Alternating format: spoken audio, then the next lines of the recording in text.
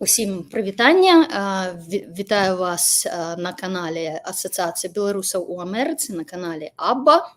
І сёння у нас чарговы стрым, які прысвечаны выбарам, у дадзеным выпадку ўжо вынікам выбарам, то есть пост, можна сказаць, пост выбарам.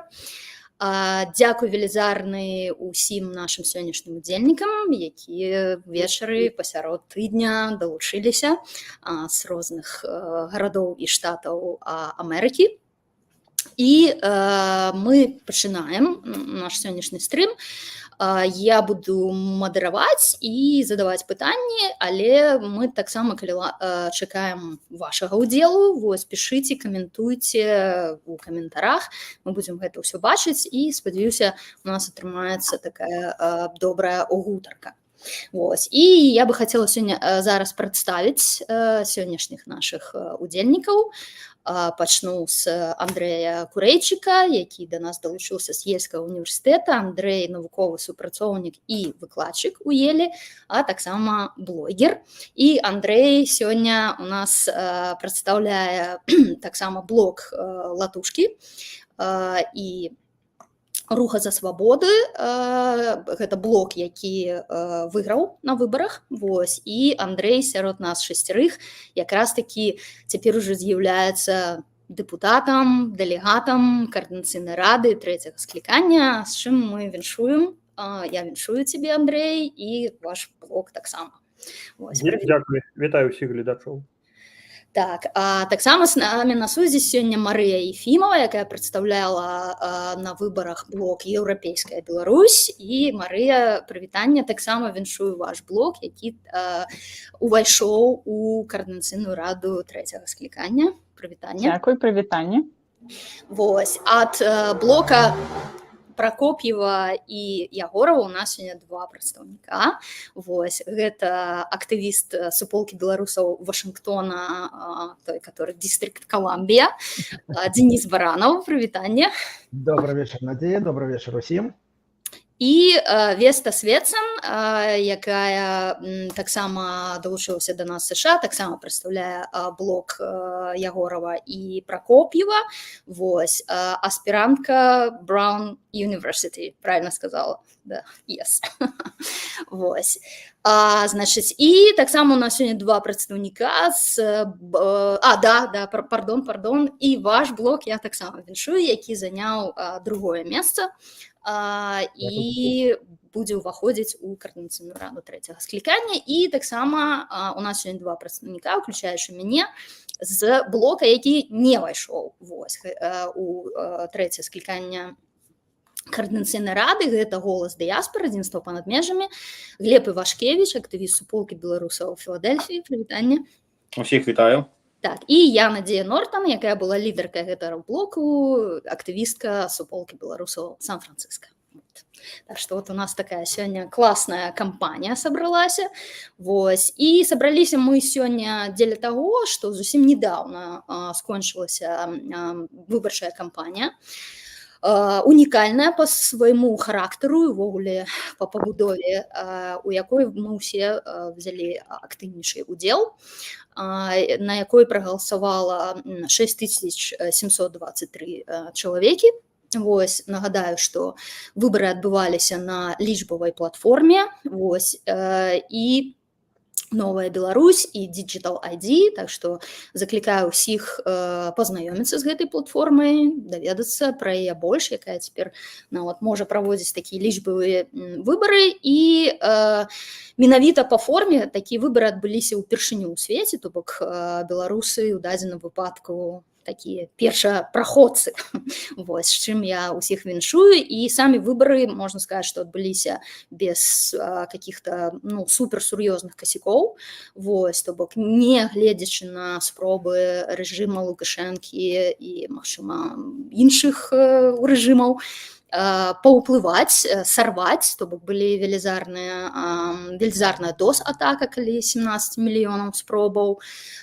Конечно, праводзілася такая сур'ёзная кампанія прапагандысцкая, вось, але ж не гледзячы ні на што, выбары адбыліся менавіта такім чынам, як яны задумваліся. Вось. І зараз мы вось маем ўжо абраны склад з 80 чалавек беларусаў з усяго свету. Вось. Сёння у нас Андрэй якраз гэтага складу прадстаўляе, вось, які абраліся на 2 гады.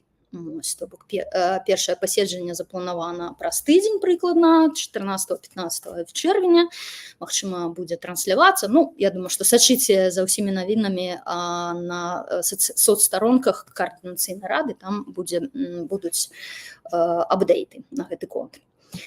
Вось. І што ж мы сёння, ну, як я сказала, што мы хочам сёння парэфлексаваць, падвесці вынікі выбараў.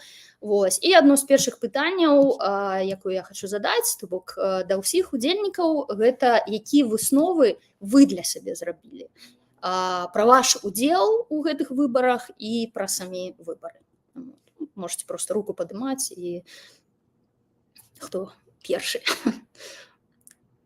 Давай, Марыя. Прывітанне. Гэта быў вельмі цікавы досвед для мяне паўдзельнічаць у гэтых выбарах. Гэта у Новай Беларусі ўпершыню такія дэмакратычныя выбары былі. Таксама цікава было, што яны былі на лічбавай платформе. Я думаю, што это ўвогуле у свеце ўпершыню такое было. І вельмі хуткія выбары. То бок там за 2 месяца трэба было скалаціць гэтую кампанію, нешта рабіць, нейкія дэбаты там, прасоўваць свае праграмы і гэтак далей. Што мяне яшчэ натхніла ў гэтай кампаніі, гэта людзі, асабліва тыя, якія балатаваліся. Таму што, як мы ведаем, што гэта поўнасцю валантэрства, то бок свой час, свая маёмасць. Мы ведаем, што ў Беларусі вельмі такі ціск на тых, у каго ёсць маёмасць у Беларусі і хто ўдзельнічаў у Каардынацыйнай радзе. І нават тыя, хто не прайшоў, былі вельмі прыціснутыя рэжымам. Але ж гэта паказвае, што людзі вераць у ідэю і што, ну, і якія ў нас моцныя беларусы людзі. І хочу ўсім падзякаваць тым, хто удзельнічаў у выбарах, амаль 7 тысячаў людзей. Гэта насамрэч немала. Я чытала вельмі шмат, што гэта мала, насамрэч гэта немала, таму што мы ведаем, это больш за ўсё было разлічана на эмігрантаў, а эмігранты гэта пасля 2020 года яны больш за ўсё думаюць пра тое, як пракарміць сям'ю. Як мы ведаем, што па гэтай пірамідзе Маслоў гэта першапачатковыя нейкія такія жыццёвыя пытанні, і таму тыя, хто прагаласаваў, вялікі дзякуй, і гэта вельмі цікавы досвед быў для мяне і для нашага спісу. Дзякуй, Марія. Веста, калі ласка. Я настолько горжусь этими выборами. Когда я в это вступила, я не знала, что это будет такое, сколько голосов вообще ожидать.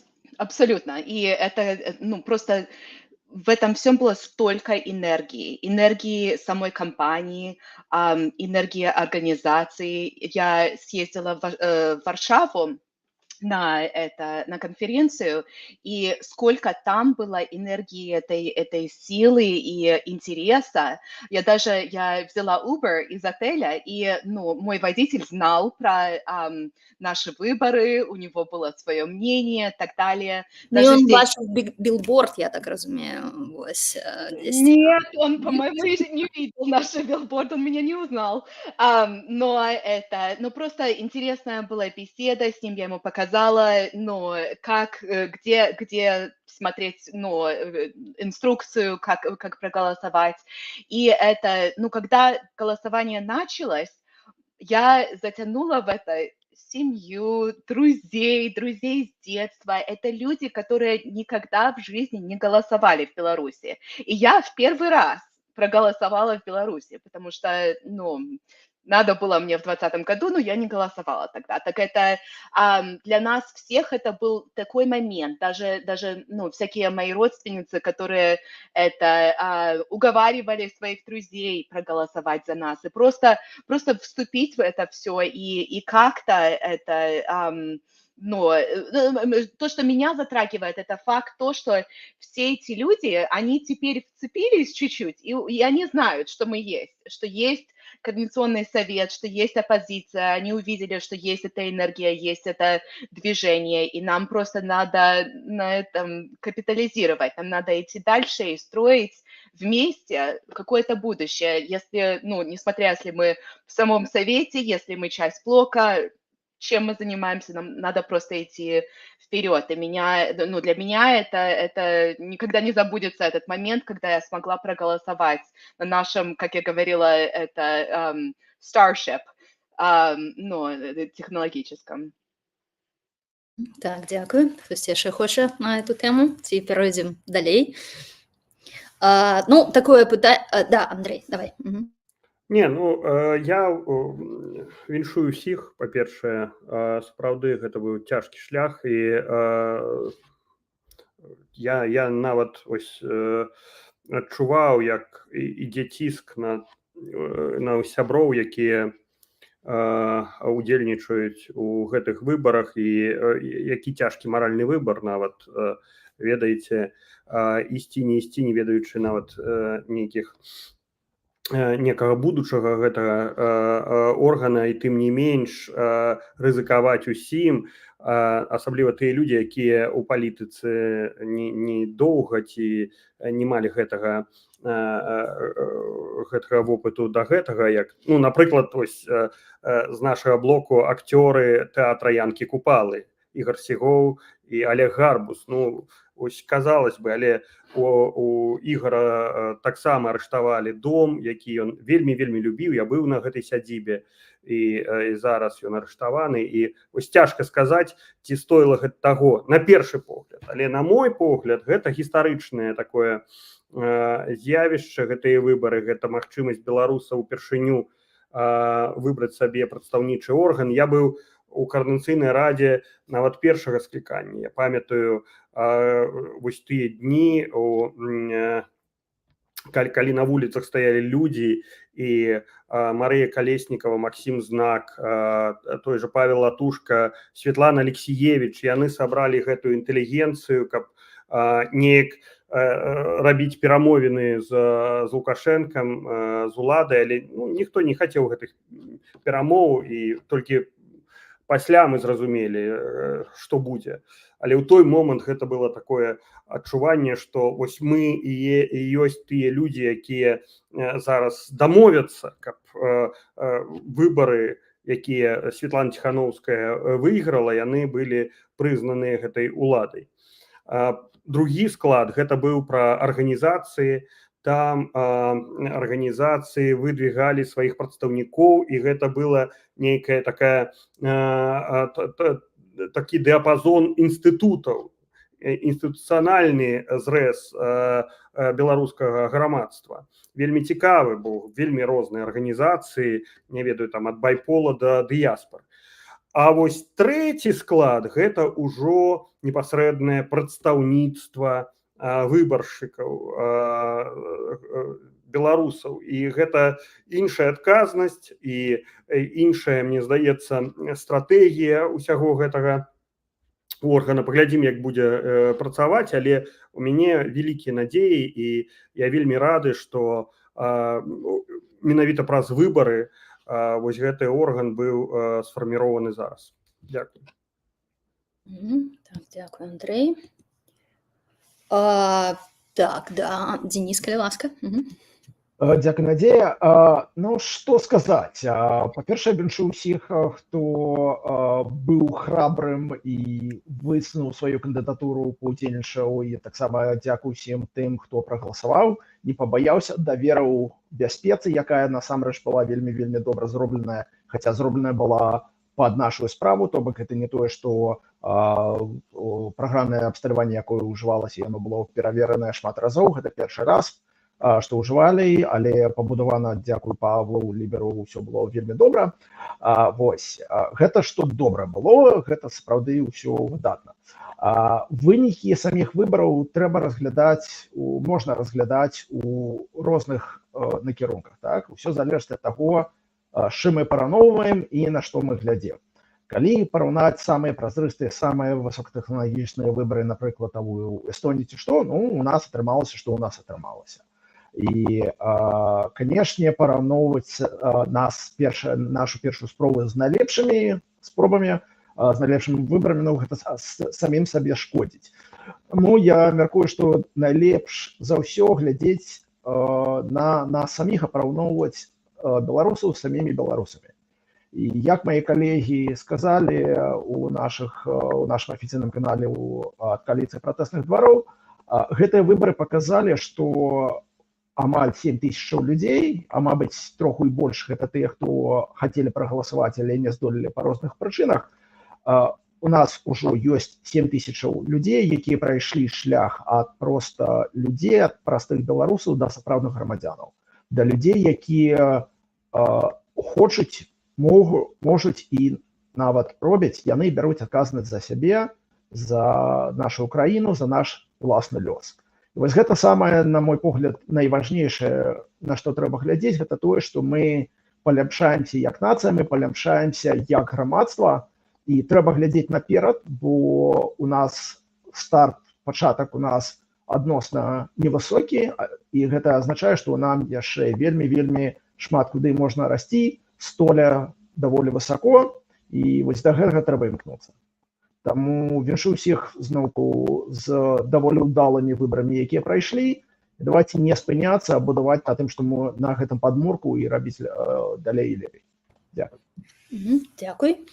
Я хотела, так як мы все представляем, живем, працуем на тэрыторыі Злучаных Штатаў, і, на мой погляд, адбылася такая вельмі цікавая з'ява менавіта для беларускай дыяспоры ў ЗША, для беларусаў ЗША. Менавіта, што у параўнанні з другім скліканнем колькасць удзельнікаў з беларусаў ЗША павялічылася ў 10 разоў. Вось, то бок, калі у другім скліканні гэта фактычна, ад беларуска-амерыканскай арганізацыі была я, да, то бок Андрэй, ты там, як бы крышку у іншым фармаце, вось, то, конечно, асабіста мяне вельмі натхніла, калі я адчыніла спіс, вось, і у выніку налічылі мы дадзені, здаецца, 10 чалавек, вось, і потым яны пацвердзіліся. 8 дакладна памятаю, так, там, ад 8 до 10. У выніку было 10, так, 6 которых сёння прысутнічае, і Вольга таксама нам дапамагае з тэхнічнымі момантамі. Вось, то бок, адназначна можна сцвердзіць, што у 10 разоў быў больш павялічыўся ўдзел ад кандыдатаў беларусаў ЗША. І гэта на фоне, калі параўноўваць, даволі, скажем так, пасіўнай такой, пасіўнага стаўлення саміх беларусаў ЗША да выбараў. Вось. І я лічу, што мы разам з вами таксама адчынілі такую новую старонку, неведомую да гэтага, для беларусаў ЗША, які ўвогуле як бы мелі, мало того, што мелі магчымасць, а другая, самая галоўная рэч, гэта скарысталіся гэтай магчымасцю быць абраным у беларускі прадстаўнічы орган, нягледзячы на тое, што мы жывем зусім у іншай краіне і гэтак далей. Вось. І я, конечно, не падводзіла вот так, будзе цікава, дарэчы, гэта потым так прааналізаваць, то бок з якой краіны, скажем так, найбольш. Конечно, это будзе хутчэй за ўсё Літва і Польша, але ўсё ж такі гэта іншае. Вот цікава, напрыклад, там з Нямецчынай параўнацца. Ці адтуль было настолькі. То бок, мне цікава паразважаць на гэтую тэму, то бок, як вы думаеце, адкуль, чаму такая вось актыўнасць і скажем, такі вот, пэўны дысбаланс, да, то бок вельмі актыўна пашлі на выбары кандыдаты, але вельмі пасіўна на гэта рэагавалі, фактычна, да, нашы выбаршчыкі, то бок беларусы ў ЗША, то бок, наша, скажем, такая родная аўдыторыя. Вось, можа, маеце адказы або каментары на гэты конт, Андрэй, калі ласка. Я думаю, что одна из... я это говорил еще до выборов, потому что у нас были большие споры при подготовке выборов, даже еще когда их не объявили, а это прошлой осенью, и Надя это помнит, о системе выборов вообще, как бы по какому пути идти. И я тогда это считал, и вот эти результаты мне это подтвердили, просто вот математически подтвердили, социологически подтвердили, что выбор системы списков – это ошибочное решение было. Потому что даже если вот мы индивидуально, каждый выставлялся, вот кто здесь из 6 человек, я убежден, что не я один бы был в этом совете созыва. Потому что в среднем, если вы посчитаете, да, сколько там, 80 голосов на человека, да, примерно. Ну, 6700 разделите на 80 голосов. И я убежден, что те, кто вот в этом вот сейчас выступлении, да, имели бы гораздо больше результат. То есть ситуация, когда люди были вынуждены делать эти длинные списки. А почему они были вынуждены делать эти длинные списки? Чтобы иметь долю в этом КС, потому что ты не имеешь долю в этом КС, ты, ну, как это бессмысленно, да, ты просто там статист. Значит, тебе надо, ну, хорошо, не большинство, но близкое к половине количества, и поэтому ты делаешь длинный список. Но когда этих длинных списков 10, понятно, или там 12, понятно, что в результате как бы большинство из этих списков людей не войдут. То есть это уже просто математически задано. И возникает ситуация, что когда Лукашенко усилил эти репрессии жесточайшим образом, многие люди, они уже понимали, что они не проходят, но имеют все эти проблемы, которые как бы им прилетели только лишь потому, что они часть этого списка, а часть они этого списка иногда и не потому, что они очень хотели заниматься политикой. То есть это не было индивидуальным таким, да, процессом вот, выбора. И я считаю, что избиратель тоже на это дал какой-то свой ответ. Да, и мне кажется, что просто к этому, может, созреет в итоге когда-нибудь, вот, к этой системе списков. Но именно первые эти выборы нужно было проводить индивидуально. И был бы, может быть, и более качественный в итоге состав, и главное, что люди бы индивидуально бы собирали эти голоса. И вот просто я убежден, что это было бы гораздо более сбалансировано, чем то, что получилось по итогу. Ну и больше людей бы участвовало, потому что если бы 260 человек, каждый принес бы по 100 голосов, да, то, ну, наверное, это уже другой объем. Да, спасибо. Да. Ну, мне вельмі адгукаецца, што ты кажаш зараз, Марыка. Я хацела сказаць, што ну, цяпер будзе трэцяе скліканне, Андрэй, да? Спадзяюся, што, магчыма, ўсё ж такі пачуюць твой голас. Я ведаю, што ты магу пацвердзіць вот прямо зараз, што Андрэй вельмі паступова і стала адстойваў менавіта гэтую пазіцыю, якую ён зараз агучыў.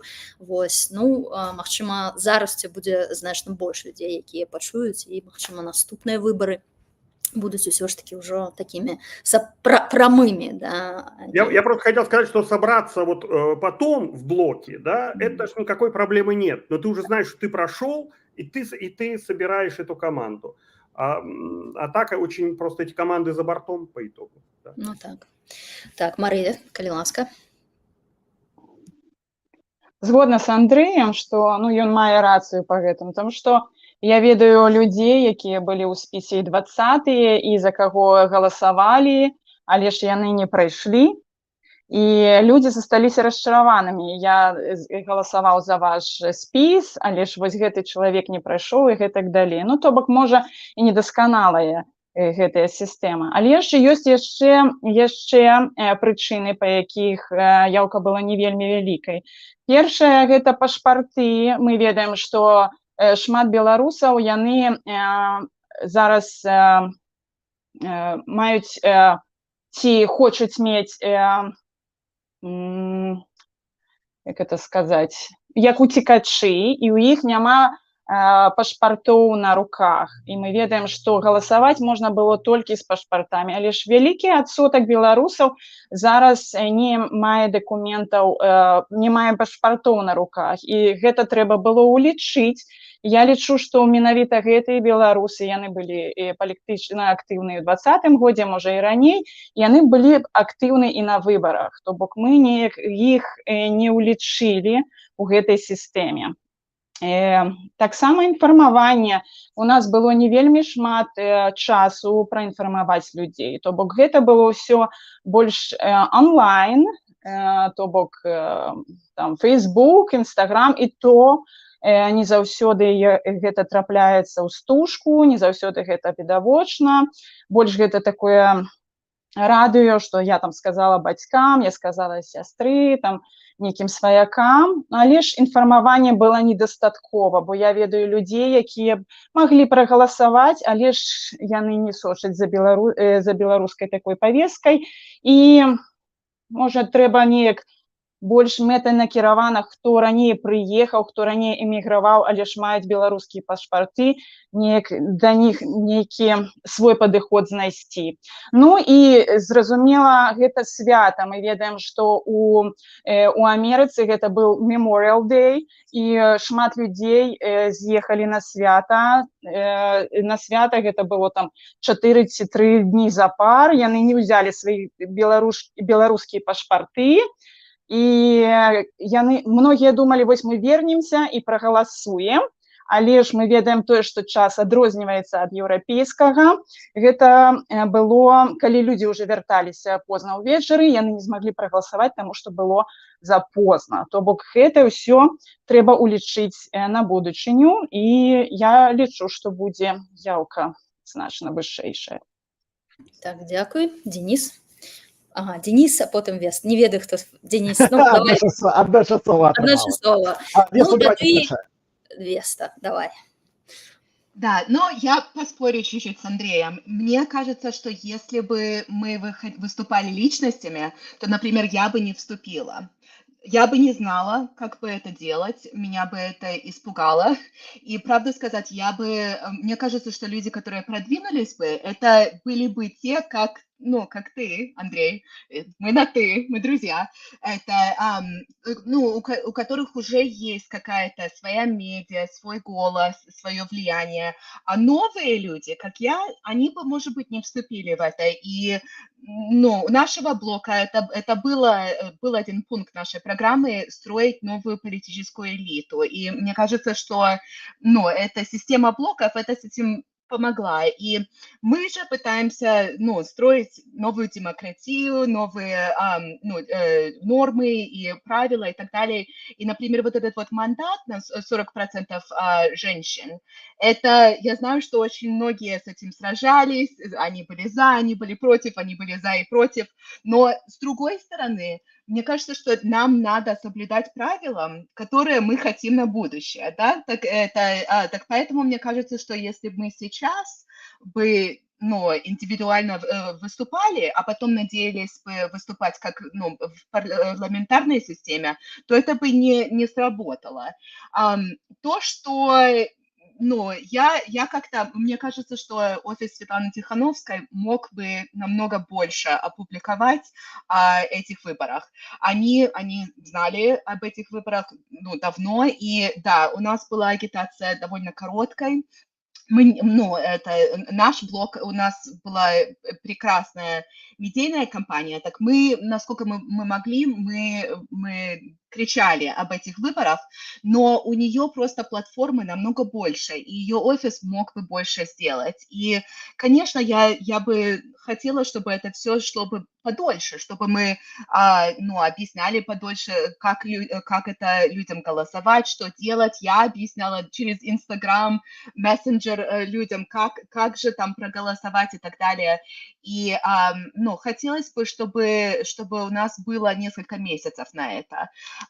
Но я знаю, говоря с теми, которые в Беларуси, что страх, да, страх их ограничивал. Конечно, я знаю, что проблема с VPN, за то, что режима заблокировала, это тоже повредило, но люди боятся, они говорят, что ничего не безопасно, к сожалению, очень многие, спрятались, закрыли глаза, но, с другой стороны, они мне говорили, что мы рады, что вы это делаете, что вы приносите нам внимание какое-то, мы просто на данный момент боимся. Так, но я рада, что правила были такие, как есть, и эти правила, это почему я не получила место, потому что мы попытались поменять наш список, это в последние дни, чтобы, передвинуть некоторых людей, которые были более активными, и нам не разрешили, и ладно, если это правило, то мне, конечно, очень грустно, что я не прошла, но, с другой стороны, если мы хотим строить нормы и правила, то надо ими соблюдать. Дзякуй. Денис, калі ласка. Дзякуй. Ну, глядзіце, па-першае, гэта сапраўды крута, што ад ЗША было столькі людзей, і пэўна, у параўнанні з іншымі буйнымі дыяспорамі у нас адзін з найвышэйшых адсоткаў удзельнікаў у сэнсе прынамсі кандыдатаў. Натуральна, што з Літвы ці з Польшчы людзей было больш, бо там просто беларусаў і палітычна актыўных і ўвогуле болей. Вось. Але калі мы кажам пра яўку, зараз гэта ўсё толькі нашыя здагадкі. Справа ў тым, што калі мы паглядзім на увесь электарат, то бок гэта усе, і нават да электарата спачатку паглядзім на ўсю варонку, як яна выглядае, то бок вось у нас ёсць усе беларусы, якія ўвогуле ў свеце, ёсць беларусы, які ў дыяспары, потым беларусы ў дыяспары, якія яшчэ маюць пашпарты, каму цікава беларуская палітыка, і вось яно ўсё з кожным узроўнем ўсё менш. І тут пастае пытанне, з чым можна параўнаць палітычна актыўных беларусаў, якім, па-першае, усё яшчэ баліць за Беларусь, па-другое, якія дагэтуль вельмі актыўныя. І адзінае, з чым мы можам параўнаць, гэта вось марафон збор палітзняволеным, які адбыўся ў мінулым годзе. Тады засвяцілі свае фінансавыя нейкія сродкі і рахункі, я не ведаю, як это правильно ўсё назваць, але вось свае фінансавыя інструменты засвяцілі каля 11 тысячаў чалавек, калі я не памыляюся. І вось калі параўноўваць з гэтым, што каля 11 тысячаў не пабаяліся заданаціць грошай і нейкім чынам засвяціць сваё імя і фінансавыя інструменты, тое, што зараз прагаласавала амаль 7 тысячаў, гэта даволі добры вынік. Калі мы параўноўваем з агульнай папуляцыяй усіх беларусаў, канешне, вынік нядобры. Ось. Чаму гэта адбылося? Здагадкаў шмат. Я пагаджуся з Марыяй аб тым, што ў ЗША, канешне, паўплывала на нашай вакацыі, тое, што тут адбылося традыцыйнае федэральнае свята, якое гэта традыцыйны пачатак летняга сезону, як мы ўсе ведаем, хто ў ЗША жыве, калі хтосьці нас глядзіць з-па-за межамі ЗША, вось гэты дзень памяці загінулых вайсковых, гэта пачатак лета. І людзі звычайна, скончваецца звычайна навучальны год, і людзі сем'ямі з'язджаюць на 3-4 дні. Натуральна, што пашпарты яны з сабой не ўзялі. У ЗША гэта, мне падаецца, паўплывала на яўку. Што датычыцца спісаў і фармату саміх выбараў, тут вельмі складанае пытанне. Так, з аднаго боку, фармат таго, што людзі галасавалі за спісы, гэта вельмі новы для беларусаў у шматлікіх краінах, бо у большасці краінаў, дзе буйныя беларускія дыяспары, парламенты мясцовыя, яны ўсё ж такі аднамандатныя, а не прапарцыянальныя. Напрыклад, у ЗША у нас толькі аднамандатны парламент, бо ніжэйшая палата, там усе, кожны прадстаўнік прадстаўляе нейкі адную акругу. Ось. У Польшчы, падаецца, там змяшаная сістэма, у Літве прапарцыянальна, то бок літоўскія беларусы ведаюць гэтую сістэму. Насамрэч, значна большая праблема з аднамандатнымі выбарамі ў тым, што калі мы ідзем тым шляхам, усе акругі маюць быць роўныя для кожнага кандыдата. То бок нам трэба стварыць 80 акругаў, у якіх будзе запісана, скажем, там 10 тысячаў, напрыклад, беларусаў, ці 20 тысячаў, ці 50 тысячаў. Якім чынам гэта зрабіць роўна і правільна, я зараз не ведаю. Бо мы не ведаем. Если просто можно сделать как один округ и все. Зачем? Якую одну округу можно зрабіць? Просто точно так же, извините меня, вы на сайт заходите, и там кандидаты, и все. Зачем делить на округу? Мы ствараем одну округу, и усе выборы идут, вось то бок, один спіс, мы просто заходим, кажем, вось у нас Один спис, да? один спіс 280 человек, Да. и я выбираю паміж там латушкам, паміж гэтым самым, паміж мною, паміж Вестою и там кем загодно, так, 280 человек. Ну, как оно не происходило, только там не имена конкретные, там были списки. Окей. И вы выбирали между 12 списками, ну то же самое. Троху не зрозумел. Ну, то есть один же был список, да? Просто... 280 кандидатов. Ну, было... Слушайте, так и так их 280. И так надо список прочитать, и все списки прочитать. Просто так вы голосуете вынуждены, если вам нравится там один человек, голосовать за 30, хотя вам нравится один из них. А так бы вы проголосовали за своего, которого вам нравится. Окей, за одного з 280, так? Ну, да. Окей, ну, наприклад, беремо латушку. Латушка отримує 10 тисяч голосів. Ну, до речі, до того, як дойдемо до латушки. Ось у нас спіс 280 чоловік, треба проголосувати за одного, так? Окей, проголосували. Значиться, коли ми гэткім чынам размяркоўваем месцы, значится 80 людей, які атрымалі больш за ўсіх галасоў, праходзяць, так? Да. Окей, значится, наступнае. Вось тады берем Павла Латушку, за якого проголосує 20 тисяч чоловік, і беремо Глеба Івашкевича, за якого проголосували 30, але ён 80-й. Наколькі гэта роўныя выборы, наколькі гэта справядліва для выбаршчыкаў і наколькі гэта справядліва для кандыдатаў. Бо Павел Латушка можа сказаць, за мяне проголосовали 20 тысяч чоловік, а за вас, Глеб, проголосовали 25, мои голосы значно больше важнейшие за ваши. Это, слушайте, это такие философские рассуждения. Это не философские. Гэта не философские. Гэта яким чином была написана американская Хорошо, тогда вопрос. Андрей, одну хвилиночку, можно я скажу? У американской конституции, у першапачатковым вариант, калі писали першую американскую конституцию, докладней гэта другая уже была, бо першая была артыкулы конфедерации. Калі у 1789 годзе, калі я не помыляюсь, яны собрали вось гэту конвенцию, вы зразумелі, что першая федерация не працуе. Паўстало пытанне, что рабы чорнаскурыя у паўднёвых штатах, яны не грамадзяне, але іх там зашмат. І былі вельмі вялікія спрэчкі аб тым, якім чынам зрабіць, каб у паўночных штатаў не было больш варті у кангрэсе, чым у паўднёвых штатах. І быў створаны так званы кампраміс 3/5, што падлічваліся ўсе рабы, але кожны раб лічыўся за 3/5 асобы. Каб галасоў на поўначы американские.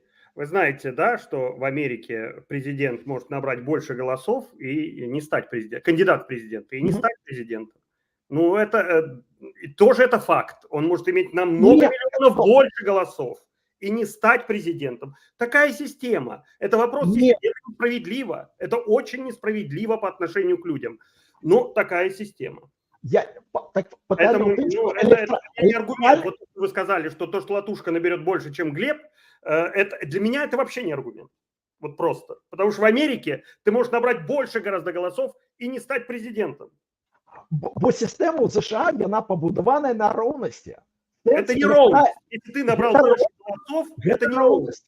Это ровность. И не стал президентом. Ну, для вас это ровность. Андрей, я шмат гадоў вывучаў американскую конституцию и американскую историю. Справа ў тым, што у американской конституции баланс сілаў паміж буйнымі штатамі, у якія кампактныя па памерах, але маюць вельмі шмат людзей, і баланс паміж штатамі, якія вялікі па абшару, але ў якіх жыве мала людзей, гэты баланс існуе 250 гадоў. І ён зроблены менавіта такім чынам, каб штаты, у якіх жыве больш людзей, не прасоўвалі, не прымушалі іншыя штаты жыць па сваіх звычках. І гэта баланс на сённяшні дзень. Што зараз адбываецца? Зараз падвялічваецца насельніцтва ў паўднёвых штатах, у Флорыдзе і у Тэхасе. Яны пасля апошняга перапісу насельніцтва яны атрымалі дадатковыя месцы ў палаце прадстаўнікоў, а паўночныя штаты Каліфорнія і Нью-Йорк і штосьці яшчэ ў сярэднім захадзе, я не памятаю, Агайо ці Мічыган, згубілі месцы. Сэнс у тым, что... Вы мне не объясняете их логику. Я просто говорю, вот математически можно набрать больше голосов на много миллионов и проиграть. Не на шаг больше миллионов. Окей, мы крышку отклонились, так сказать, отхилились от темы, але дзякуючы вам у нас пачаліся значна больш 2 чалавекі долучылася, вот, так что Что там? да, что А пытанні ці з'явіліся? так, курейчик с Барановым сцепіліся, трэба долучацца. Ось. Ну, слухайте, у любым выпадку гэта досвед, мне здаецца, да, то бок мы зараз паспрабавалі такім чынам. Магчыма, гэта не так правільна і так далей, магчыма, сапраўды мы дойдзем да мажарытарнай сістэмы і гэта збалансуе, як прапануе Андрэй. Вось. Я яшчэ не паспела задаць все свае пытанні, я іх скарачу, потому што у нас з'явілася шмат пытанняў у чаце, але адно пытанне, якое мне вельмі хацелася задаць, ці у вас вот пасля выбараў... Можна я тебе пераб'ю на хвілінку? Да, давай. Там пытанняў ад Наталі. Наталя пакуль... А ты можаш бачыць, ты ж бачыш пытанне. Да, тут я бачу. все перед вышивкой. Ці у вас пыталі, ці вы намагаліся растлумачыць амерыканцам або не беларусам, да, увогуле, у чым вы удзельнічалі? Чаму задаю такое пытанне? Потому что я маю свекроў, і яна амерыканка, і яна, ну, даволі, у прынцыпе, ну, як больш-менш разумее, што адбываецца ў Беларусі, сачыць і так далей. І вот мы наведалі на выходных, і яна кажа: Надя, я все хотела зразумець, што это за выборы, і кажа, ну, бо я збольшага пісала па-беларуску, там транслейт, ну, такое. Вось. Ну, і, прынцыпу, у нас быў час, і, напэўна, я, ну, хвілін так 30-40, але, што называецца, ад самага пачатку, вот, ну, мне ўдалося растлумачыць. Вот мне проста цікава, ці вы тлумачылі, ну, не беларусам, американцам, может быть, іншим, увогуле, что это были за выборы. Вось, потому что пораўнаць их там с выборами в Конгресс, ну, як бы не можем, да, и вось, ці у вас был такі досвід, что вы тлумачылі, ці ўдалося увогуле растлумачыць? Может быть, штосьці цікавае былі, нейкія пытанні, назіранні, вот у меня такой был досвід. Давай, Веста, калі ласка. Да, я всем рассказывала. Я просто объясняла, что это, ну, я начинала с 2020 года, ну, вообще-то как с 94 года рассказывала, но это, но то, что меня удивило, конечно, это то, что многие люди, даже образованные люди, они знают, где Беларусь, они не знают, что в Беларуси диктатор 30 лет. Как это не знают, я не знаю, ну, как даже историки. Но я людям объясняла, что это как бы наш способ показать, что у нас есть сила, что мы надеемся что-то строить, что мы влиятельны даже за рубежом, вот такое вот. И мои друзья очень-очень гордились этим всем. Они говорили, что они бы с радостью проголосовали бы. Но и даже то, что меня удивило, это здесь у меня тут в Северной Каролине мои детки учатся в садике, украинский садик, но преподают там на русском и на украинском языке, и одна мама мне даже говорила: ой, Веста, я думала, что ты там что-то маленькое делаешь, но моя свекровь это даже в Украине об этом знала, и это, да, это, ну, люди очень интересовались здесь, и это тоже, мне кажется, было довольно релевантным, ну, в том плане, что, ну, теперь они знают, что есть какое-то движение, что не только есть Россия, а Беларусь никто не упоминает, но есть мы тоже.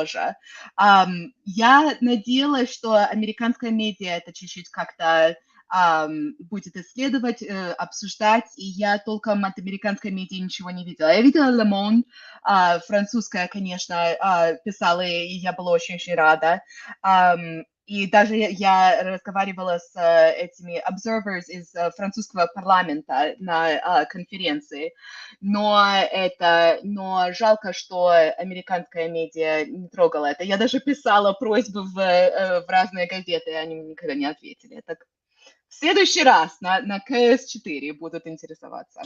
Ну так, гэта такая тэма, якую трэба раскачваць, і гэта якраз да это тое, што мы можам насамрэч рабіць, нягледзячы на тое, што мы не прайшлі ў каардынацыйную раду, але трымаць у тым ліку на павесцы, паведамляць кангрэсменам, СМІ, там гэтак далей, это якраз такі мы можам. Так, у Марыі было, і я ведаю, што Глеб яшчэ таксама жадае выказацца. Вось, і да, і потым мы будзем пераходзіць да пытання ў чаце. Марыя, будь ласка, толькі не Так, ну, добра. Я хотела рассказать про своих сяброў амерыканцаў, з якімі я працую. Яны все ведаюць, што я з Беларусі, і яны ўсе выдатна ўжо разбіраюцца ў беларускай палітыцы. Які павінен быць сцяг, хто такая Ціханаўская, што за выбары, то бок яны ўсе малайцы, все вывучылі ўжо. І нават прыходзяць і пытаюць, што там новенькае, і гэтак далей. Но я хотела бы яшчэ расказаць пра сваіх расійскіх сяброў, якія не вельмі былі дасведчаны ў гэтым пытанні, і мне прыйшлося ім прачытаць лекцыю, і яны з такой павагай паглядзелі, глядзяць на нас, беларусаў, і кажуць, як добра, што вы нешта робіце, што ў вас ёсць надзея, што ў вас нешта рухаецца наперад, і надзея заўсёды добра, і тое, што ёсць нейкая надзея на перамогу над рэжымам і план, што рабіць пасля. Так, дзякуй. Так, Глеб, калі ласка. Наконец-то, я еще за предыдущий вопрос сейчас выскажусь. Давай, все запор. Давай. Ой, ну, признаюсь честно, я не голосовал, потому что не смог. Вот. Как бы это банально не звучало, но да. Также к этой же проблеме я еще накину такой вариант того, что люди с Литвы и с Польши мне присылали скриншоты. Они пытались голосовать по белорусскому ID. Некоторые, наверное, не знают, что в Беларуси несколько паспортов. Старые бумажные, там есть сейчас, по-моему, пластиковый с биометрией и загран. Вот. И по этому паспорту люди тоже не смогли проголосовать. Это я тут читал чуть-чуть в Ютубе вопросы касаемо того, почему за нас так мало проголосовало. Потому что, в принципе, все люди, с которыми я общался в какие-то моменты, там, 5 минут на поговорить, в принципе, все поддерживали и сказали, что мой голос за вас, за тебя. Вот. Но когда дошел момент до голосования, мне посыпались просто в личку скрины, сообщения, что мы не можем проголосовать. Вот. И это на самом деле недоработка. Я не могу сказать, что это первый блин комом, либо что-то еще. Это нужно было учесть, и это очень плохо, что не учли. Вот. Второй момент. Мы со Сподаровым Андреем обсуждали на дебатах КР-2, КР-1 и обсуждали проблемы КР-2 в плане того, что там происходило. Так вот, Спадар Андрей, вы теперь у КР-3.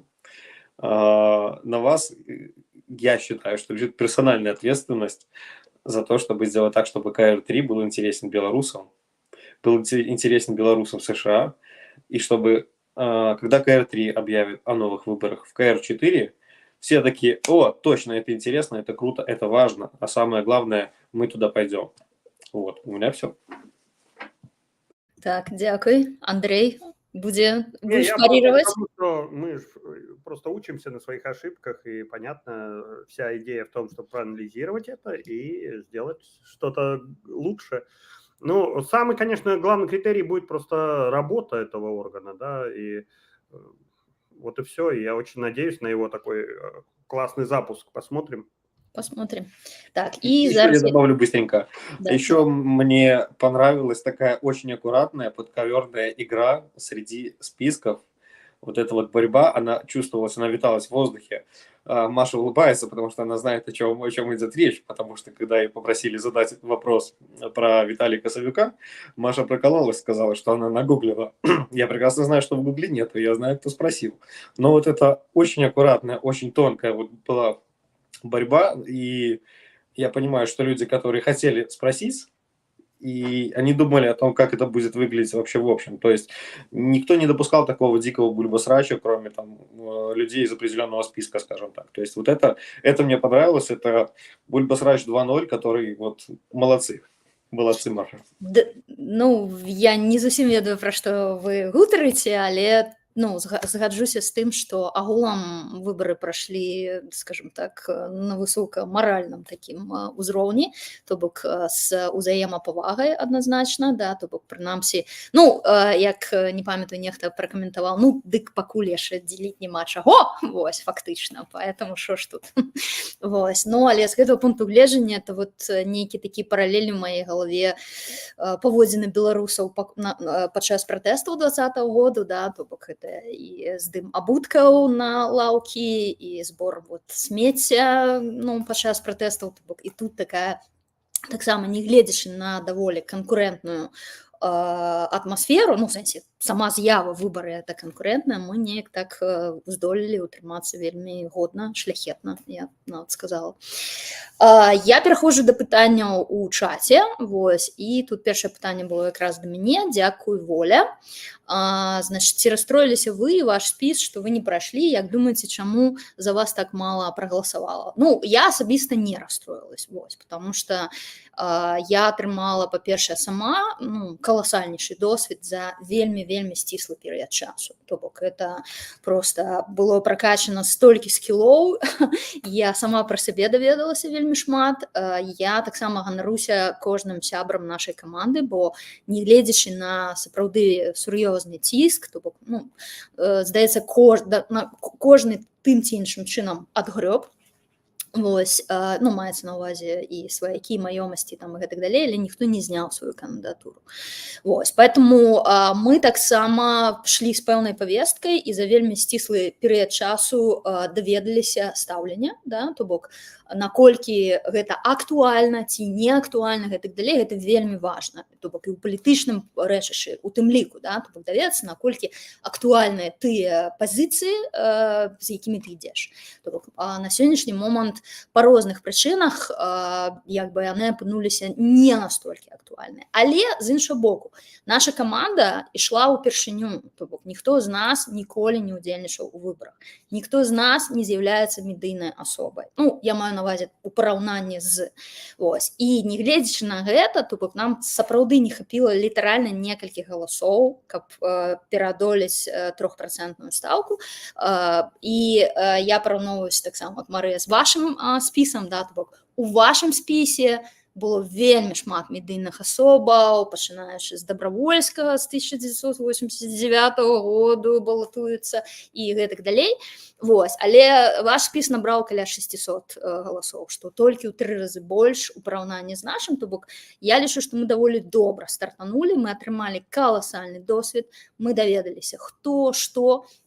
У тым ліку крышку раскачалі беларусаў ЗША, не гледзячы, што лодка, ну, такая цяжка раскачваем, але все ж таки. Вось, поэтому я вот, ну, не хочу забирать, можа, Глеб хоча дадаць, як сябра каманды да гэтага. Окей, я ўжо выказаўся. Добра, дзякуй. Тады я пераходжу да наступнага пытання, да Андрэя. Таксама Вольга задае, у спісе латушкі шмат актораў, і зараз яны ў КР. Ці думаеце вы, што актор можа стаць прэзідэнтам Беларусі ў будучыні? Як это адбылося на Ўкраіне? Гук, Андрей, гук. Ну, давайте не косплеить, у Украины свой шлях, у нас свой шлях. Але я лічу, что гэта вельмі важно, что в нашем спісе были шмат прадстаўнікоў культуры, не только тому, что сам Латушка, ён былы міністр культуры і дырэктар Купалаўскага тэатра, але тому, что, ось, напрыклад, купалаўцы гэта наша нацыянальны здабытак, гэта ўжо інстытуцыя, нават больш, чым проста культурная і нават больш, чым палітычная. Гэта і ёсць такое сумленне нацыі. Таму я вельмі рады, што там ёсць гэтыя людзі. І ўвогуле я лічу, што зараз вымушана у нас наша павестка ўсё больш будзе накіроўвацца ў такі культурніцкі простар, бо ну, палітычна мы яшчэ пакуль што не маем моцы. І сапраўды мы назіраем, што беларусы за мяжой, яны больш цікавяцца значна культурнымі нейкімі падзеямі, і шмат лягчэй прадаць 100 білетаў на канцэрт, чым 100 галасоў зрабіць на выбарах у Коордынацыйную раду. Таму вось гэта проста так аб'ектыўна зараз важліва. Мы павінны сохраніць беларускасць, беларускую мову, культуру і усе інстытуцыі беларускай культуры за мяжой, якія зараз працуюць. Дякую. Так, і наступне питання да Марыі і да Весты. Ці лічыце вы, што вас узялі ў спіс толькі за гендерных квот? Што ўвогуле думаеце пра гэтыя квоты? Ці дапамагаюць яны жанчынам разбавіць мужскі клуб палітычны, палітыкі? Не ведаю, дзяўчаты. Выбірайце, хто першы? Ну, я могу спачаць. Окей, давай, Марыя, потым Веста. Не, меня взяли не толькі з-за гендерных квот. Я ведала спадара Дабравольскага і амаль палову нашага спіса дагэтуль. Вельмі радая, што яны ўспомнілі пра мяне і нейкую маю прафесійнасць і маю дасведчанасць. Але я лічу, што магчыма, яны і ўспомнілі пра мяне, таму што з-за гендерных квот, і ў гэтым нічога дрэннага няма. Я лічу, што гэтыя квоты дапамагаюць жанчынам разбаўляць гэты мужчынскі клуб. І мы ўсе ведаем пра гэтыя квоты ў Амерыцы, як афраамерыканцы, там, Native Americans, таксама ў іх ёсць нейкія квоты, калі яны паступаюць у каледжы, універсітэце, і гэта працуе. І так, то бок і мяне і ўзялі з-за гендеру, і не ўзялі. То бок я не адмаўляю, што магчыма гэта за гендеру, але ж не толькі за яго. І можна дадаць, дзякуючы яму. Вот, так што можа быць, да. Веста, калі ласка. Да, я напросилась. Меня не взяли из-за гендерной квоты.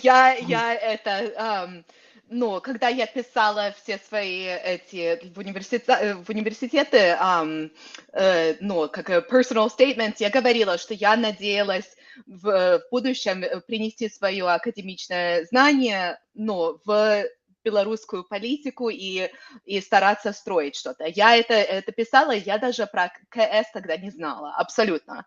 А потом, когда Вадим Прокопьев мне об этом сказал, что есть вот такая штука, то я сказала, ой, а может быть мне попробовать? Так это, нет, я напросилась. Но да, понятно, что труднее женщин набрать, и я рада, что вынуждены были блоки это делать. Мне кажется, что, может быть, придет в будущем момент, когда нам эти квоты не нужны будут, но на данный момент они нужны. И я знаю, что особенно у белорусских женщин очень часто такое отношение, не только белорусские, но у белорусских тем более, что ой, ну я не политический человек, я не уверена, я не хочу вступать в это, я не хочу брать на себя ответственность.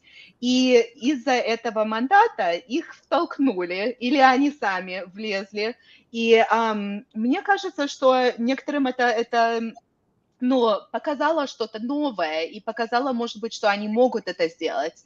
Я, например, не ожидала, что я могла бы это делать, выступать на дебаты или на конференции в Варшаве, что-нибудь такое. Я не знала, что я могу это делать. Теперь я знаю. Так тогда мне кажется, что это нам помогает, и это хотя бы на данный момент нам нужно.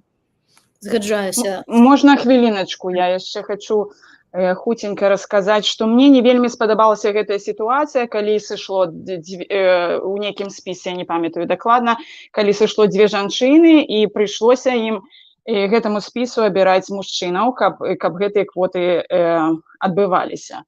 То бок, як па мне, то гэта трэба прадугледжваць, і гэта не вельмі прыемна выглядала. Гэта выглядала тое, што То бок гэта ўжо несправядлівасць гендерная была ў бок мужчынаў. То бок, ведаеце, ну трэба, каб выбарчы камітэт змог прадугледзець гэта наперад і зрабіць нейкія правілы, таму што мужчыны ахвяравалі там сваёй маёмасцю, магчыма, ну мы все ведаем гэты ціск рэжым, і яны, магчыма, б і прайшлі у каардынацыйную раду, і з-за гэтых квотаў яны пастрадалі. І вось гэтая ситуация мне не сподобалась. Я добавлю еще про одну проблему. Вот все-таки, опять же, как это должно было бы работать, а как оно в реальности сработало. Если вы сейчас посмотрите на избранный состав Координационного совета и опубликованный на сайте избирательной комиссии, вы увидите, что 40% женщин там нет, а процент меньше. Причем так, серьезно меньше. А почему? Потому что многие списки поступили очень хитро. Они в первой десятке одну-две женщины ставили, да, а основную массу женщин они сдвигали туда к концу. И когда выборы завершились, и вот эти большие, как бы, вторые части списка отпали, оказалось, что из прошедших там нет 40% женщин. Вот такая история.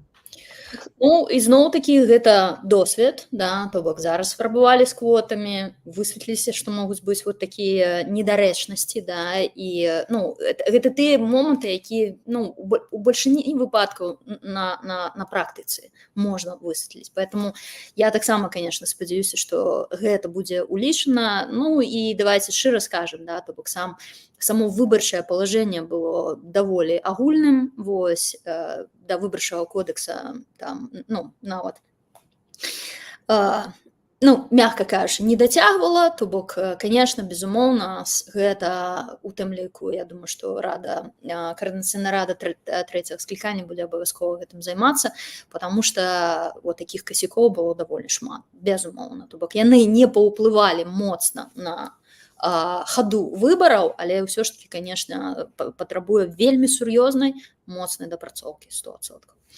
Так, і у нас пытанне ёсць яшчэ да Глеба і Дениса, і там, магчыма, штосьці яшчэ. Ну, карацей, Глеб, цяпер да цябе, наша актыўная Вольга, так сказать, працягвае бомбіць нас пытаннямі. І так, пытанне да Глеба. Глеб, цябе ізноў не ўзялі ў КР?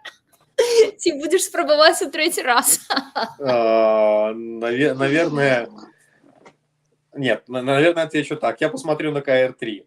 Вот, потому что КР-2 меня подтолкнули люди, сказали, сходи, попробуй. Я узнал результаты голосования, я узнал ситуацию, почему это происходило, и выдохнул со словами «хорошо, что я туда не зашел». Ну, и как показало время, это было, в принципе, случай сложился очень, очень удачно. Вот. А касаемо КР-3, ну, значит, Вселенная дает мне сигналы, что нужно заниматься остальными делами, а не заходить в КР-3.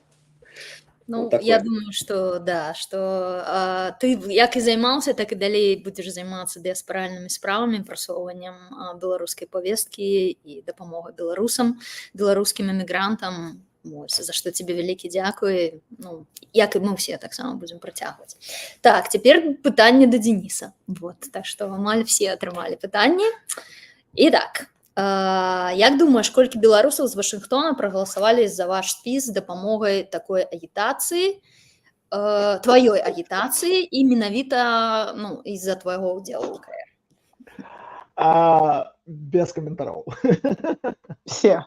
Это, слушайте, я так вот вас слухаю и разумею, что я что-то пропустила. Ну, скажем так, что у нас за тыдзень до выборов у нас был наш пикник суполки, на якой мне давялося правесці агітацыю. Я быў вельмі рады, што ў нас атрымалася правесці такое агітацыйнае мерапрыемства, з таго, што я ведаю, што, па-першае, у нас не так шмат людзей з Вашынгтона галасавала, па-другое, з таго, што я разумею з прыватных размоваў, тыя, хто галасавалі, сапраўды падтрымлівалі наш спіс, яны разумелі аргументацыю, нашу праграму. І, дарэчы, тут справа не ў тым, што не ў маёй асобе ўсе ведалі, што я вельмі далёка ўнізе ў спісе, і мае шансы на тое, каб патрапіць у каардынацыйную раду, былі вельмі малыя. І справа ў тым, што ў нас людзі галасавалі менавіта за праграму нашага блоку. Гэта з таго, што я зразумеў, з таго, што я ведаю з прыватных размоваў. Дзякуй. Пытанняў пакуль у чаце няма, спадарства, у вас ёсць яшчэ такая магчымасць. Ну, тады ў мяне такое пытанне, якое мне дапамагла, ну, насамрэч прыдумала Вольга. Цяпер ужо ведаючы, да, чаго каштавалі для вас выбары ў каардынацыйную раду, то бок тут я маю і 4 крымінальныя справы, і уваходжанне ў экстрэмісцкія арганізацыі, ці адматываючы назад, вы бы прынялі гэтае рашэнне ісці на выбары ў КР? Я могу за себе адказаць, вось, ну, это мне таксама пытанне, што я бы все роўна пайшла, то б я б зрабіла тое самае і не змяніла бы свайго меркавання. Веста? 100%. Я бы просто в этот раз знала бы, что мне надо быть выше в списке. Это все, что бы я бы поменяла, но я бы 100% снова бы пошла. Дякую. Марыя?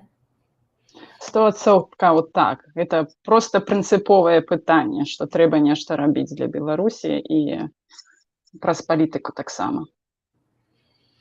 Так, ну, мужчыны, так сказать, киваюць галовамі.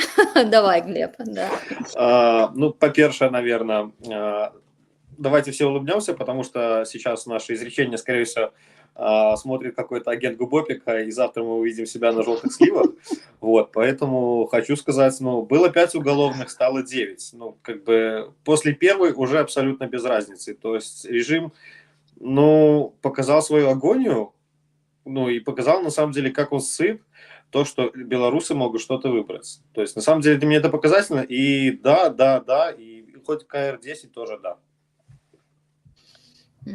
Да, я могу сказать, что мой выбор был сделан еще в августе 2020 года, когда я пошел в первый состав, там непосредственно в Беларуси, в Имагуру, где мы, так сказать, проводили наши эти первые заседания.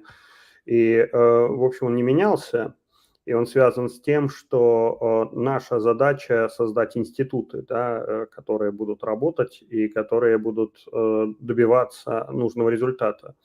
И я рассматриваю КС как, знаете, такой очень важный бэкап по отношению к офису Тихановской, просто потому что я понимаю, что Светлана – это человек живой, и мы должны всегда понимать, что если вдруг по какой-то причине она решит выйти из этой игры или не дай бог, да, какая-то болезнь или что-то, белорусы не должны остаться без своего голоса. И поэтому это очень важный орган. Так, ну, Денис, ты? Ну, у меня что, я уже таксама двойчы-тройчы экстрэміст, заснавальнік сябра шматлікіх экстрэмісцкіх арганізацый, колькасць крымінальных справаў я уже перастаў лічыць, але у мяне ў адрозненне ад шмат іншых у мяне ёсць вельмі вялікая перавага, гэта тое, што на мне і на маіх найбліжэйшых сваяках няма ніякай маёмасці ў Беларусі, таму давайте записываем, у меня это самое, я збіраю зараз калекцыю крымінальных справаў, таму давайте дадавайте мне артыкулы і вы ведаеце, як мяне знайсці, дашліце мне ўсе спіски, ласка. Ну, што я могу сказаць, што гэта дзякуй вялікі за вашу, скажем так, грамадзянскую пазіцыю, вось, і гэта сапраўды, мне здаецца, што гэтыя выбары, яны, ну, вельмі показалі тое, што ў беларускім грамадстве, в самых разнастайных класах, сферах, галінах і краінах, да, ёсць тыя беларусы, якія за тое, каб прыйшлі змены, за тое, каб ўсё ж таки змянілася сітуацыя на Беларусі, згодны ісці на вось такі і рабіць такія ўчынкі. Гэта, конечно, неверагодна натхняе, вельмі прыемна, што Светлана Тихановская назвала нас героямі, ну, прынамсі, это была пэўная адзнака гэтай дзейнасці. Я сапраўды таксама лічу, што гэта, улічваючы ўсе абставіны, улічваючы, што я, напрыклад, ну, просто скурай адчувала гэты страх, да, які вот вакол, то бок просто нават як толькі падымалася, уздымалася тэма выбараў, калі гэта нейкім чынам магло быць, ну, засведчана онлайн ці яшчэ штосьці, то просто цішыня, вось, і тое, што не гледзячы на гэта, столькі людзей пайшло і рызыкнула, это, конечно, просто, ну, як бы нізкі паклон 100%, вось, за гэта. Я не бачу больш пытанняў, апрача Глебу, калі ты пачнеш трасянец, цябе пытаюцца. Вось, калі жадаеш, калі ласка, адказвай. Калі ў КР пройду. Ясно. Ну, да, ну, я думаю, что вы в привате можете протянуть. Ну, и давайте, может быть, такий итог, выснова, да, то бок, что бы вы хотели сказать, ну, Денис, как раз тебе и пачнем. Слухай, у меня есть питание до адзінай особы, якая прайшла ў КР. Ці можна задаць? Пытанне, дарэчы, вельмі сур'ёзнае, без гэтых самых, без наездаў, без нічога. Ваш блог быў адзіны, які прапанаваў там 8-9 справаў, які яны хочуць зрабіць за першы 90 дзён.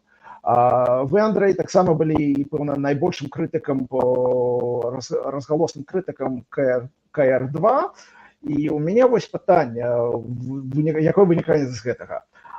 За тэрмін, які вось зараз адлічаны на КР3. Назавіце 3 канкрэтныя справы, якія мае КР зрабіць, каб на ваше меркаванне КР3 можна лічыць паспяховым. Я думаю, гэта не інстытуалізацыя, а вось 3 рэчы, якія можа зрабіць толькі КР. Не Тихановская сама, не Латушка сам знаў, а вось менавіта што можа зрабіць, дасягнуць КР. Да. Это мое мнение, да, это не нашей коалиции. Так, это особисто. Коалиция опубликовала там первые документы, которые мы хотим сделать. И первый из них, конечно, об отмене виз для белорусов, да, и облегчение проездного режима. А из того, что я считаю, вот как человек со своим собственным взглядом, первое для меня – это то, что КС должен институциональные связи установить с парламентами мира, начиная от Конгресса США и заканчивая всеми остальными. То есть мы должны быть просто признаны парламентами, точно так же, как Тихановская, она признана там правительствами, да. Первое. И для этого нам надо обязательно сохраниться в законодательстве других стран. То есть не допустить, чтобы упоминание АКС было вычеркнуто из закона акта о демократии в США, из актов Европарламента и так далее. Значит, вот это первое. Второе, как мне кажется, крайне важное, это должна быть разработана дорожная карта реформ. Это я как раз понимаю, что вот это то, что мы можем реально оставить после себя, вот мы как специалисты, которые там собрались, вот что-то такое сделать. Это 2. И третье, наверное, ну, там какая-то уже там, какой объем этих реформ, это другой вопрос, да, но вот какая-то программа реформ должна быть внятная. И третье, я считаю, что Координационный совет должен заложить основы движения белорусов за рубежом. Я об этом говорю очень давно. Я рад, что этой идеей зажегся и Прокопьев по-своему. То есть я как это вижу? Я вижу КС как орган управляющий, да, этого движения. То есть вот если мы говорим, что такое движение, это по большому счету объединение этих самых избирателей, но объединение в организацию, так чтобы, в общем, этот паспорт Беларуси новый, или как вы его ни назовете, был членским билетом. Он не станет никаким альтернативным паспортом, и я сомневаюсь, что он даже проездным документом станет, но он может стать вот этим самым членским билетом. А эта система голосования может стать вот этой системой этого руха, где мы будем иметь постоянную обратную связь, обратную социологию с нашими выборщиками. Вот мне кажется, что вот это было бы важно, чтобы КС стал не просто 80 человек, которые сами себе решают, а установил вот эту, раз уж тем более он избранный, да, стал просто, как это сказать, как вот в любом съездом, да, таким вот этого общенационального белорусского движения. Дякую вялікі. Дзякуй. Магчыма, хтосьці яшчэ, хто каму хоча задаць пытанні, пакуль ёсць такая магчымасць паміж сабой. Я хотела адзначыць выдатную беларускую мову Андрэя. Ён сёння ёй карыстаецца. Я ею Час ад карыстаюся часу. на сваіх стрымах таксама, але Буду слухаць. мне, Дзякуй. Вельмі прыемна чуць. так, мне на жаль, тут у Нью-Хевене, у Еле, нема беларускамоўных, нават беларусаў, якія размаўлялі там по-беларуску кожны дзень. Ёсць беларусы, але яны тут даўно рускамоўныя. Таму мне не хапае людзей, з кім паразмаўляць. Сёння для мяне таму такі выдатны дзень. Давайте часцей Заклікаем сустракацца. беларусы Нью-Хевена і ваколіц, калі ласка, шукайце Андрэя. Вось, калі вы не размаўляеце па-беларуску, у вас цяпер ёсць магчымасць з кім размаўляць па-беларуску. Гэта Андрэй Курэйчык, яшчэ і наведаць Ель па дарозе. Таксама цікава. Так, калі нехта будзе праязджаць, пішыце, бо я раблю экскурсіі заўсёды для тых, хто заязджае. Вось Вадзіму Пракоп'еву рабіў персанальна экскурсію. Тут іншыя нашы палітыкі, грамадскія дзеячы праязджалі, хто з Нью-Йорку ў Бостон, і заўсёды заставаліся, і мы рабілі тут добрыя такія экскурсіі. Супер, дзякуй. Надзея, вось бачыш, што ты гэта сама, ты з заходняга ўзбрэжжа і рэкламуеш Нью-Хевен праз універсітэт, а трэба яго рэкламаваць праз піцу, бо ў іх там свая асаблівая піца, якую мы, людзі, якія пражылі ў Нью-Йорку, мы на яе глядзім коса, а яны ею ганарацца. Яшчэ тут першы бургер вынайшлі, тут бургерная, якое больш за стагоддзя, таму гаспадарства, все Прыедзем. Да, я уже таксама все, а я тут езжу паміж Нью-Йоркам і Бостоном, і вот, да, ніколі не спынялася. Так што чакаю госці. Да, што таксама створыць нашы такія гарызантальныя сувязі, якія вельмі важна ствараць, будаваць і развіваць. Вось. Ну і зараз, напэўна, калі нехта жадае, да, звярнуцца да беларусаў США, магчыма, да беларусаў у сувязі з выбарамі, або можа з нейкім іншым меседжам, ну, калі ласка, вось некалькі хвілінак маеце, вам слова, аддаю этот floor. Вось, хто жадае? Ніхто не жадае. Ой-ой-ой-ой-ой, так. Денис, и ты не жадаешь? Думаю, окей. Не, я тогда выскажусь и отстреляюсь. Да, я хочу сказать, что демократия – это не одноразовый такой акт, да, и весь смысл в том, что если какие-то люди отдали свои голоса, дальше их задача это следить за тем, чтобы те силы, эти люди, которые представляют их в Координационном совете, в общем, выполняли ту программу, которую обещают, и были полезными, и действительно на самом деле продвигали нас всех к победе. Поэтому не успокаивайтесь, дорогие выборщики, да, а наоборот, начинайте активно значит, наседать, и, потому что есть, знаете, такой соблазн. Встретимся через 2 года.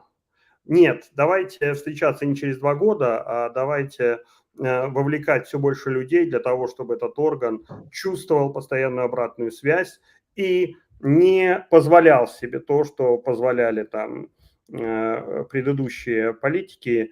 Я скажу мягко, не буду уходить в критицизм такой, но смысл такой, что люди делали как им удобно, не как избирателю.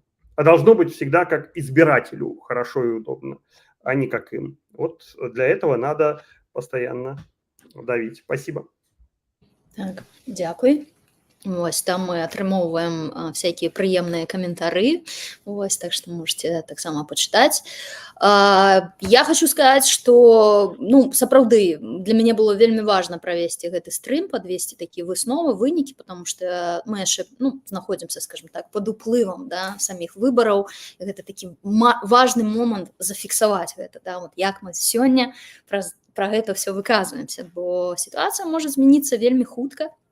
Вось, і праз месяц, год, і это ўжо будзе зусім іншае. Поэтому я вельмі ўдзячна кожнаму з вас, што вы выдзелілі гэты час, каб прыйсці на канал Аба і пагутарыць на гэтую тэму. Ну і, конечно, безумоўна, я вельмі ўдзячна кожнаму з прысутных, кожнаму з тых кандыдатаў, хто балатаваўся у каардынацыйную раду.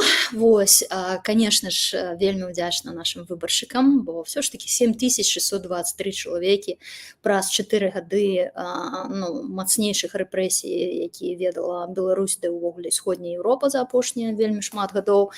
Гэта не такая малая лічба, як яно можа падацца на першы погляд. То бок все ж таки ёсць людзі, якім гэта не ўсё роўна, потому что я ведаю, што за кожным з гэтых 6723 чалавекамі стаіць насамрэч значна больш, як гэта было ў 2020 годзе і гэтак далей. Поэтому гэта тыя людзі, ну, яны рухавікі, да, то бок тыя, хто рушыць наперад, яны паказваюць сабе. Вось, і як толькі мы все цудоўна ведаем, як толькі знізіцца крышку ціск, як толькі прамень гэтага святла вот просто неяк, ну вот толькі засвеціцца, гэта будзе зусім іншая сітуацыя. Конечно, хацелася, каб гэта адбывалося хутчэй, бо мы все вельмі стаміліся, але вот зараз менавіта вельмі важна. Хочу заклікаць усіх беларусаў таксама все ж таки сціснуць зубы, вось, і знаходзіць станоўчыя моманты у тым, што адбываецца, і, конечно, вот, ну, дапамагаць адзін аднаму. То, як можам, сколькі можам, калі ласка, давайте не забываць пра палітвязней, пра іх сем'і.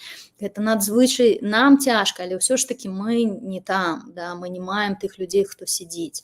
Гэта вельмі складана. Я просто ведаю, бо камунікую пастаянна з сем'ямі палітвязней, наколькі гэта важна, наколькі яны ўдзячны, што, боже мой, нейкі людзі, якіх яны ніколі не ведалі, не бачылі, вось, ім аказваюць гэтую падтрымку, і гэта іх натхняе, і гэта тое, што яны несуць сваім блізкім, якія сядзяць за кратамі.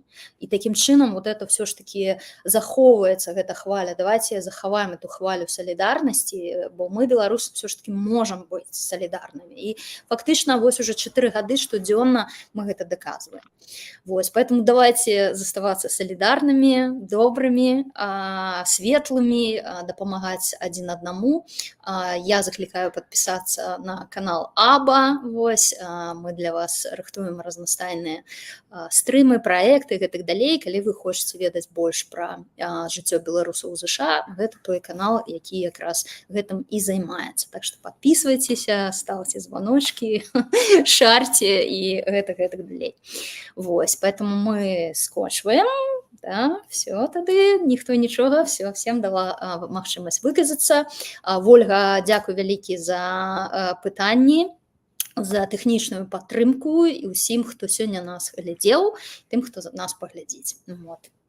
Ну, жыве Беларусь! Жыве вечна! Жыве вечна! Жыве вечна!